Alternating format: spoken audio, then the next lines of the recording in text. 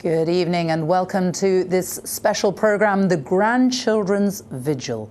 What you're about to see tonight is another moment of history. Never before have the grandchildren of a monarch taken their places around the sovereign's coffin as it lies in state.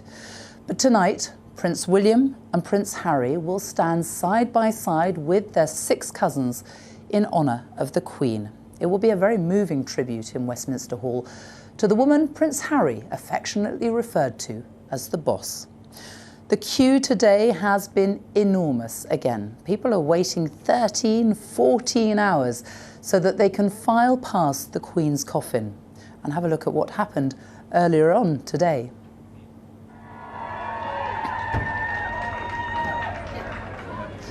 Well, King Charles and Prince William surprised people standing in the queue. This was near Lambeth Bridge, people who had been waiting in the cold all through the night. The King and the Prince of Wales spoke to many of them, shook hands, and they told them how grateful they were that so many people had made such an effort to pay their last respects to the Queen.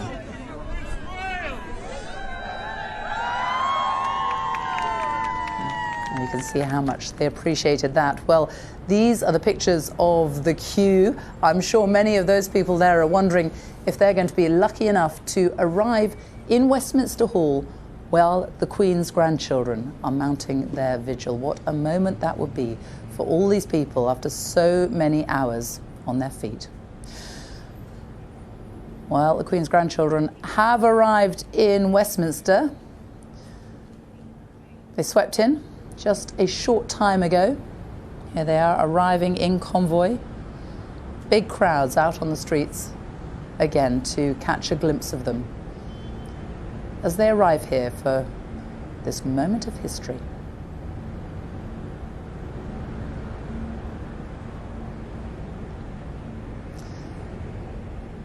Well, there's the convoy going in. That was a few minutes ago. Let's go inside Westminster Hall now and join Petroc Trelawney.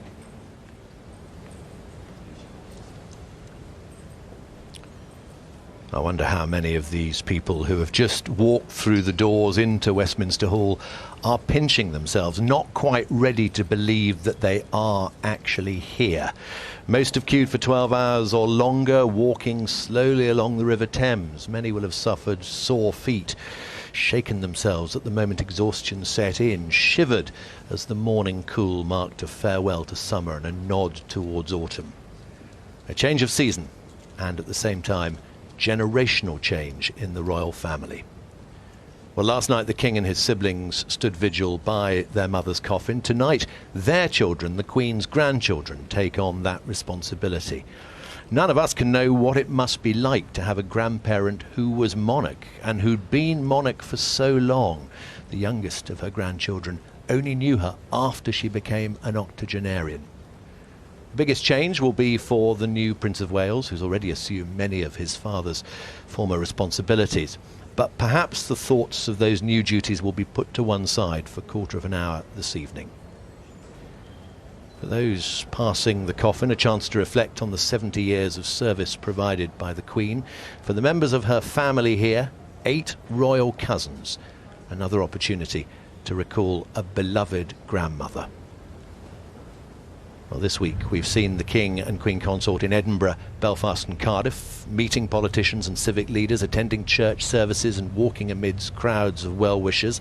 In London, it's this building, Westminster Hall, that has so far been the focal point for the formal moments taking place in this period of mourning. On Monday, the speakers of both houses made an address of condolence. On Wednesday afternoon, a solemn service marked the arrival of Her late Majesty's coffin, and an hour or so later, the first members of the public were allowed in to pay their respects. Last night's royal vigil echoed the night in 1936 when Edward VIII and his siblings stood around the bier in honour of their father, George V. This is the first time a monarch's grandchildren have ever mounted a vigil. Well, we're expecting that the Prince of Wales will stand at the head of the coffin. He and his brother, the Duke of Sussex, will both be wearing military uniform. They will stand alongside Zara Tindall and Peter Phillips, the Princess Royal's children, the Princesses Beatrice and Eugenie, and Lady Louise Windsor and Viscount Severn, children of the Earl and Countess of Wessex and Forfar. So in about, 8 or 9 minutes' time, on a tap of the duty officer's stick, the Queen's grandchildren will come down the steps at the north end of Westminster Hall. They'll walk slowly into the centre of the room, where these officers of the Welsh Guards, just about to take up their position as the new watch, with the gentlemen-at-arms and the yeomen of the guard, will be waiting for them. Then, on another signal from that stick, the royal party will collectively lower their heads and mount vigil around the coffin of their grandmother, the Queen. Well, what a moment that will be. I'm joined in the studio by the Sunday Times royal editor, Roya Nika, and by Paddy Harverson, who was former communications secretary to the then Prince Charles and Princes William and Harry for nearly 10 years up until 2013. Hello, good evening to both of you. It will be extraordinary, won't it? This is an amazing moment. Like you said, we've never seen this before. It's historic. And I think it really speaks right to the heart of the importance of family to the Queen, the importance her grandchildren felt about that role, her as matriarch. I think there's going to be something exceptionally poignant and moving to see the 8 grandchildren, one of them is incredibly young, standing in vigil by her side for the first time. We've never seen it. It's an incredible sight. And there's a big age gap, isn't there? The oldest, I think, is 44, the youngest is 14. Yeah. But they're a close bunch, aren't they? They're a very close bunch, and I think what was really interesting was the mood music we got from the palace this week when we were asking, will there be a grandchildren's vigil? And it was very much, this is up to them, it's what they want to decide. So they've obviously been talking about it this week and felt they wanted to pay their respects by Granny's side, as their parents did last night. And you've seen that, Paddy Harverson, you've seen it up close, haven't you? You've spent many years alongside the royal family and witnessed that relation, that interaction between the grandchildren and their grandmother. Yes, I mean, I think in any family there's always a special relationship between grandchildren and grandparents, and I think it's the same for the royal family. But there's that other twist, of course, that there's a sort of formal side. So William and Harry served in the forces. Harry obviously on in conflict, and so they were serving their grandmother, and yet they're also, there was a very personal, close relationship. So it's always that mix of the personal and the constitutional, which I find so striking. We've seen that this week, and we'll see it tonight. And Prince Harry tonight will be wearing his military uniform, won't he? He will. It's the first time we're going to have seen him in military uniform, I think, since 2020, when it was his last engagement as Captain General of the Royal Marines. There's been a lot said and written about whether Harry should or shouldn't, would or wouldn't be in uniform. I think the important thing to remember for this is that Harry, as you said, served 10 years in the armed forces. He did 2 tours of Afghanistan. He was a veteran. He is a veteran. And his grandmother was his Colonel-in-Chief. It's important he's in uniform today. And you know what that will mean to him? So much. I remember he did an interview when he was in Afghanistan talking about what it meant to him to be out there as a soldier for serving his grandmother. And I think we know there's been sort of ups and downs recently, but I think this is a really special moment for him. And I know his father will have been supporting this decision, and I think his brother too. So I'm really pleased that he's going to be in uniform. And we've got a real insight into what it means to the grandchildren, because we've heard already. Prince William, Prince Harry, they've spoken about their grandmother since she passed away. But we've just had a statement this evening from Princess Beatrice and Princess Eugenie, and they say, we've not been able to put much into words since you left us all. There have been tears and laughter, silences and chatter, hugs and loneliness, and a collective loss for you, our beloved Queen and our beloved Granny. And they speak about the moments they spent picking heather and raspberries, marching soldiers, teas, comfort, joy. You get a real sense of the divide, really, don't you? The Queen, having your Queen as a grandmother, but also the very personal family connection there. I think that's what we've seen in each of the tributes that have come every day since, from the children and the grandchildren. You see there, you can really picture the Queen giving them their teas, doing marching soldiers with them, picking raspberries and heather. It's the sort of behind the crown image you get, particularly from the grandchildren, and I think that really speaks to the really moving scene we're going to see at 6 o'clock this evening. That is an incredibly sweet personal tribute, and especially the bit at the end where they say, we're really happy you're back with Grandpa. I know, exactly. It's very difficult for any family at a time like this when you've lost somebody so close to you, but to do this in the full glare of the world's media, and we've got these 8 grandchildren who are now going to stand around their grandmother's coffin in full view. It's hard to imagine what that must be like for them. I mean, I'm particularly thinking of the youngest, Viscount Severn. I mean, it's just going to be, I mean, I know he'll rise to the occasion. I think it'll be less difficult for William and Harry. I mean, you know, they're probably much more used to it. They are much more used to this. But I think the fact they're all together, I think that's what's so wonderful about tonight, is that all the grandchildren, and I believe they've asked for this, and the King gave his blessing. So that's what makes it so special. They want to pay this tribute to their grandmother, and to see them all together. I'm just trying to imagine what it might be like at the moment behind the scenes as they're all encouraging each other, and particularly the youngest. So, you know, I think it's just so special. As Prince Edward's son, who is the youngest, I think his 2 children are 18 and 14 years old, and actually have been exposed to a lot less of this, haven't they? The full glare of publicity. Yeah, I mean, I think it's, you know, it will be hard for them, but the family will rally round. I mean, they're like any other family, so they'll look after each other, and they'll make sure they're fully prepared, properly briefed. I mean, the family's very good at planning things and getting ready for state occasions, and so, yeah, I'm really confident that they'll rise to the occasion, as I said. And what about the people who will be passing through Westminster Hall at this very moment? Because they really have waited. I've spoken to people who've been in that queue 13, 14 hours today, and they're only in there for 5 minutes, but there will be some people who see that moment of history as well. It's extraordinary. I was watching the vigil last night, and I actually was watching some of the people that were filing past, and they just gazed in complete astonishment to see the King and his siblings standing vigil, and I think to see the future King with his brother and his cousins is going to be an equally astonishing moment for them. Well, let's go inside Westminster Hall, because we're expecting Prince William, Prince Harry and their cousins to mount their vigil in just a moment. So let's go back to Petrock, who is in Westminster Hall.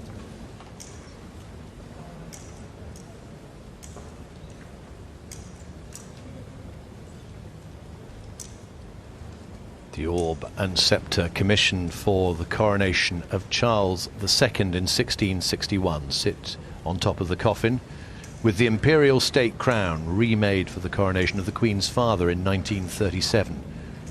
Over 3,000 gems, one that stands out, the blue Stuart sapphire, the jewel thought to have been smuggled abroad by James II when he fled England, only returned in the 19th century during the reign of George IV. Well, a few of those filing into Westminster Hall now may have just picked up the fact that they are going to share their time here with the Queen's grandchildren, but none can have had any idea of the unusual nature their moment of respectful pilgrimage would take when they joined the queue hours ago.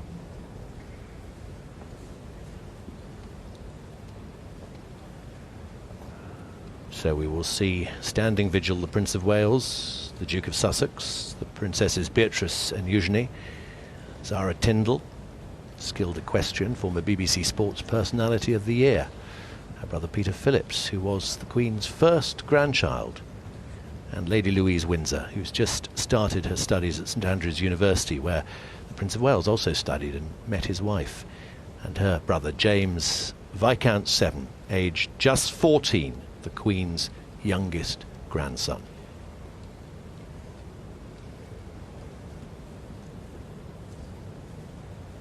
Current watch being taken by officers of the Welsh Guard, along with His Majesty's bodyguard of the Honourable Corps of Gentlemen at Arms and the yeomen of the Guard. Interestingly, earlier on today here, they were joined by members of the Royal Company of Archers, the monarch's bodyguard in Scotland, an organisation that dates back to the middle of the 17th century when it was founded as an archery club. In a second now. There we go.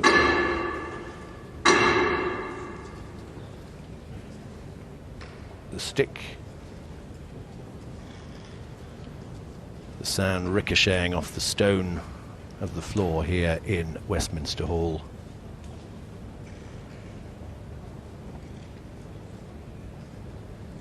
And in just a moment we should see the 8 royal cousins, the Queen's grandchildren, coming to stand vigil in front of her coffin.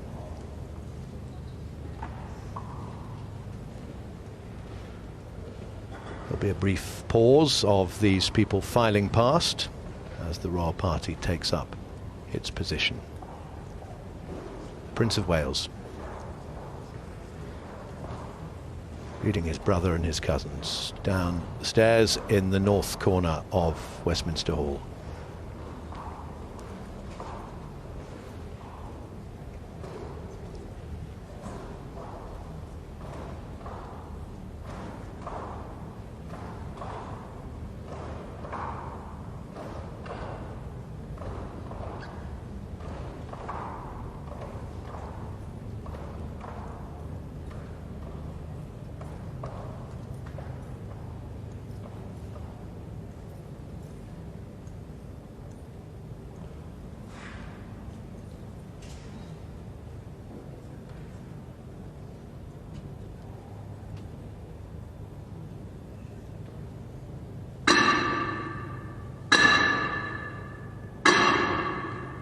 Three more taps, a signal to move forward.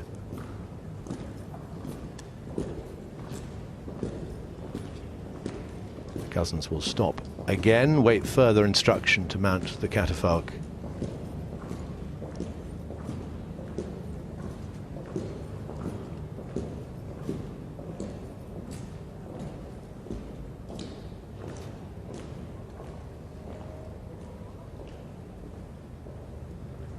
Prince of Wales taking his position at the head of the coffin.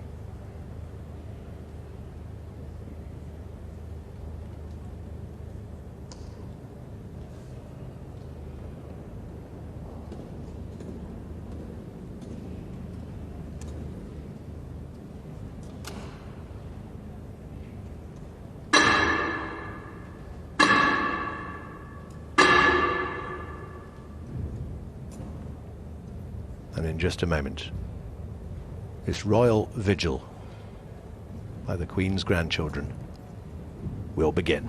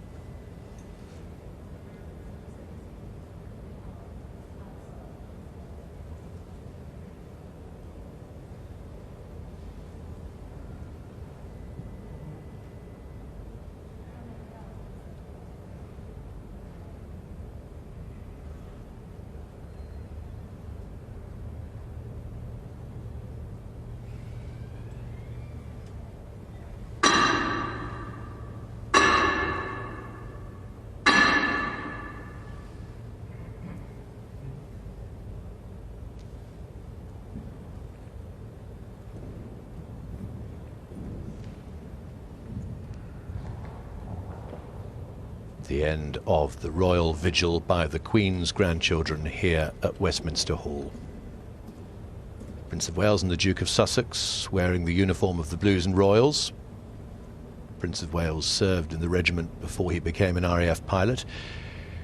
Duke of Sussex reached the rank of captain and served 2 tours in Afghanistan. Duke given special permission to wear his uniform at this vigil by his father. And you probably spotted the Earl and Countess of Wessex looking on from the side as their children stood with their cousins, a 14-year-old and an 18-year-old, mourning their beloved grandmother.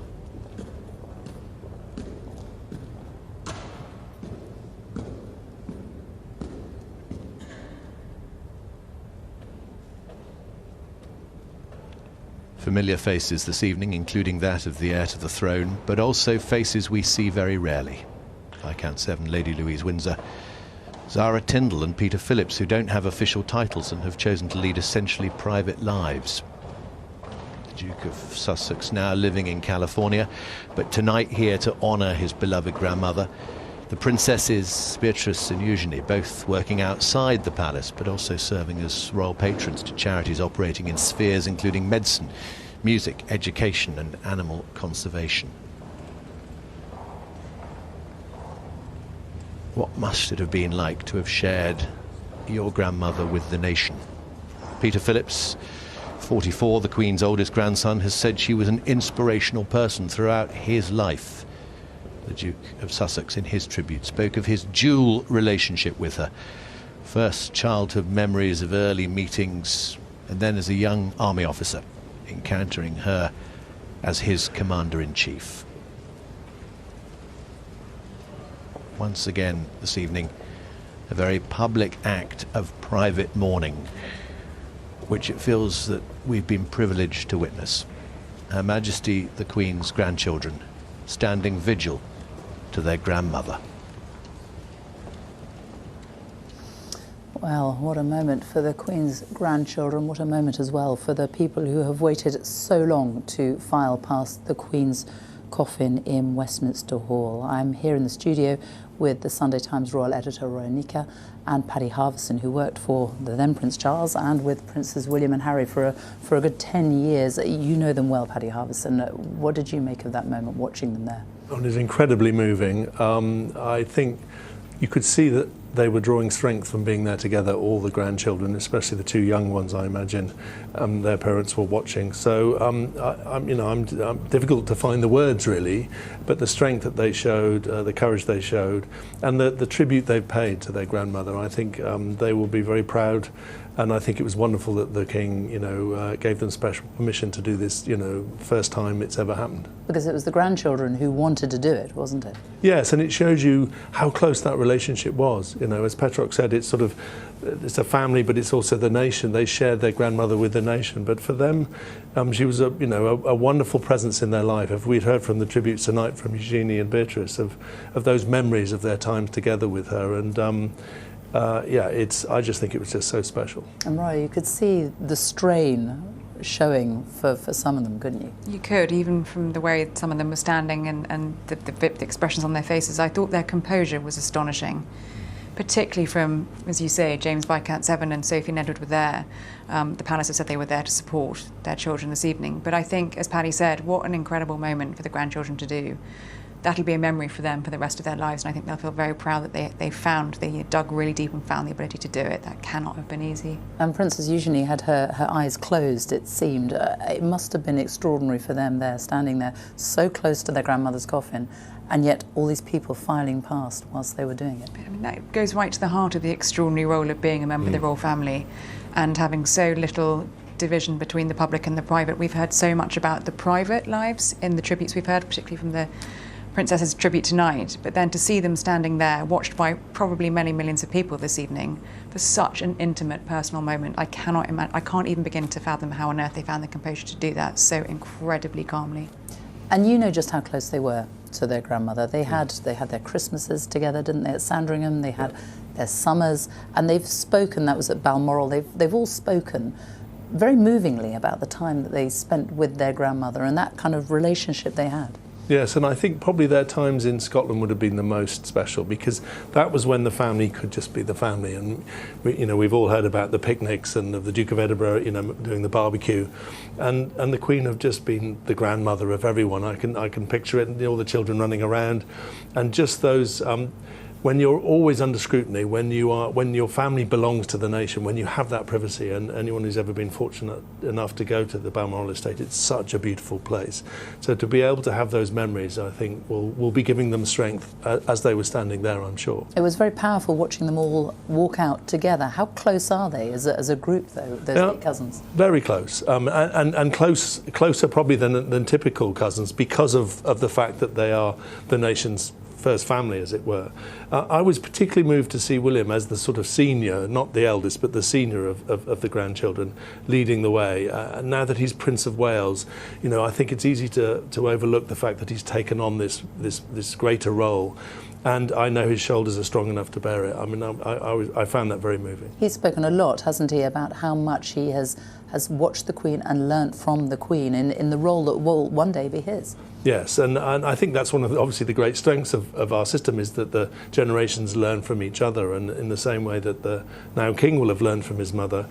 Prince William studied for many years and was very close to his grandmother, and everyone always talks, of course, Harry had a very special bond as well, but William, having had a different destiny, will have been learning as well as being just the grandson of a normal grandmother. I love the way some of the references, some of the tributes that the grandchildren have paid to their grandmother. Harry referencing how he called her the boss, didn't he? Yeah, it was wonderful. But she was his boss, boss of the family, boss of the armed forces. And I think the other lovely thing about what you were saying, you see William there in that very senior role, taking on, he is now the heir to the throne. But what's lovely about that tribute that we've just seen is that, they were all equal grandchildren to the Queen. Yeah. She didn't have favourites just because one was more senior than the other in the pecking order. They were all incredibly special to her, and I think it's lovely that they've all agreed to do it together. And we saw Prince Harry in his military uniform. And we saw Prince Harry in his military uniform with his brother. Interesting, both in the same Blues and Royals #1 dress. They were both commissioned into the Household Cavalry. I think both would have felt incredibly proud to wear it again, particularly Harry, who has not worn it for 2.5 years, and of course served for 10 years. Really, really important moment for him. And Prince Edward and Sophie Wessex's children, the youngest, they're 18 and 14 years old. Quite something watching young James standing there alongside his cousin. They were, Sophie and Edward, out here earlier today talking to the crowd, greeting them, saying thank you to them. We don't see their children that much in public, do we? Well, that's right. And Louise turned 18 this year. She's not using her HRH styling. She has a private life. She's going off to university. They're not out on manoeuvres all the time. And so to come out and do something like that in front of millions of people watching, and that moment, people walking past, must have been absolutely extraordinary. I thought it was a really good thing that their parents were there keeping a careful watch over them, but they did absolutely incredibly. And we already heard from Prince William about the procession that we saw when they left Buckingham Palace here and the Queen's coffin was taken to Westminster Hall, and he told people when he greeted them at Sandringham just how difficult that moment had been. It must have been, it obviously brought back memories for him of his own mother's funeral. Yeah, and that's only natural. I just keep coming back to just the strength they're showing, the courage they're showing. To be doing all of this in front of not just the watching nation, but the watching world is quite remarkable, and the poise that they show. And I could also imagine just watching that. I also thought about the King, about how he must feel watching that, seeing his sons and his nieces and nephew do that. I mean, I think he will be enormously proud of them too. And then we have on Monday another procession, and they will once again follow the coffin, won't they? They will, and I think, again, with the procession on Monday and what we've just seen just now, that extraordinary, unique, historic moment, is unity. And unity is so important for the royal family at the moment. We have heard so much in the last few years about discord and disagreements, but they are coming together, they are pulling together, the brothers, the cousins, the wider family, and they are these great sort of symbolic shows of unity, I think, are really important for the nation as well as we kind of look forward to the future of the monarchy. But looking forward to the procession on Monday, yes, we will again see the Prince of Wales and Prince Harry and other members of the royal family. And again, I'm sure they will hopefully be able to show the same kind of composure. And let's talk about the very small number of people who will have had the privilege of witnessing that. I went yesterday and stood outside Westminster Hall and watched the people as they came out. And it was really moving, and lots of people bursting into tears as they came out, the emotion just sort of taking them over. It really has, it's affected people more deeply than they thought. Absolutely, and I think again watching just that ceremony there, that vigil, is the stillness and the silence with the gentle movement of the people. One thought occurred to me, and we've seen this all week, is that I think the members of the royal family also draw strength from the presence of the people. You know, we've seen that with some of the small walkabouts of saying thank you for being here. But I think, you know, one thought I had was, you know, that the family is mourning, and the nation puts their arm around them to comfort them. And I think having, in a way, at that vigil, if it had been empty, it might not have been so special. And I think having public filing past while the grandchildren were there, I think that was remarkable. Paddy Harverson and Veronica, thank you both very much. Well, let's go back to Petrock in Westminster Hall.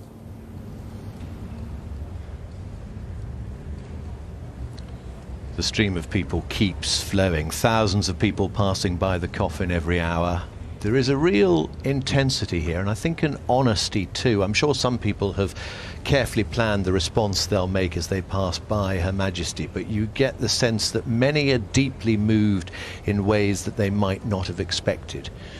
Perhaps the act of queuing has had an impact with its very British camaraderie. Friendships formed, Mancunians meeting Bristolians, Americans chatting to Londoners, Liverpudlians, Aberdonians, people from Northern Ireland and the Bahamas, people swapping stories, sharing warm jackets and fetching each other cups of tea. And then at the end of it, a brief, precious moment, standing next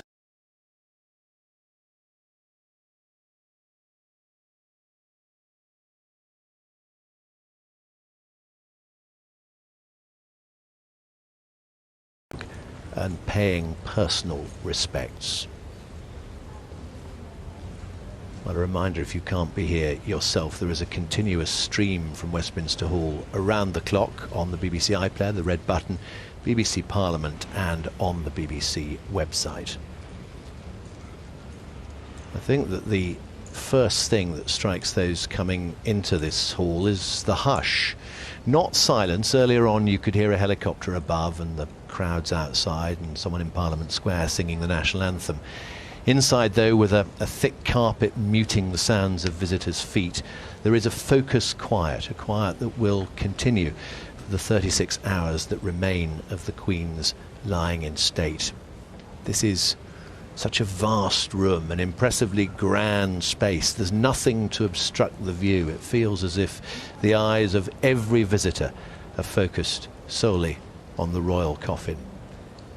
Everyone shares a common reason for being here, but everyone's response when they get here is unique. Each visitor finding their own way of saying farewell to Her Majesty the Queen. Well, more extraordinary moments of history, more extraordinary scenes that continue to unfold here in London. The queue along the Thames, the constant flow of people coming to Buckingham Palace. Tomorrow, presidents, prime ministers, monarchs from around the world will descend on the palace for a reception hosted by the King. There'll be a national minute's silence in memory of the Queen at 8 tomorrow night. You can join us on air from 7 p.m. tomorrow as we look ahead to the state funeral on Monday. For now, from all of us here at Buckingham Palace, goodbye.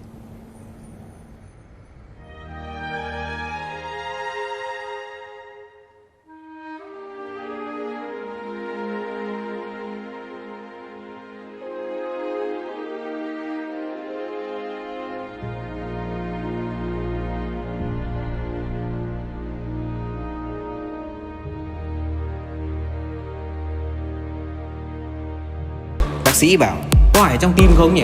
Tim không nhỉ? Tim không nhỉ? Tim không nhỉ? Đi khám da liễu về. Bác sĩ bảo có phải trong tim không nhỉ? Tim không nhỉ? Tim không nhỉ? Tim không nhỉ? Nhỉ nhỉ nhỉ nhỉ nhỉ nhỉ nhỉ nhỉ nhỉ nhỉ nhỉ nhỉ nhỉ nhỉ nhỉ. Có phải trong tim không nhỉ? Có phải trong có phải trong không nhỉ? Có ai trong có ai trong có ai trong có ai trong có ai trong có ai trong có ai trong có ai trong tim tim tim tim tim tim tim tim tim tim tim tim tim tim tim tim có ai trong tim không nhỉ?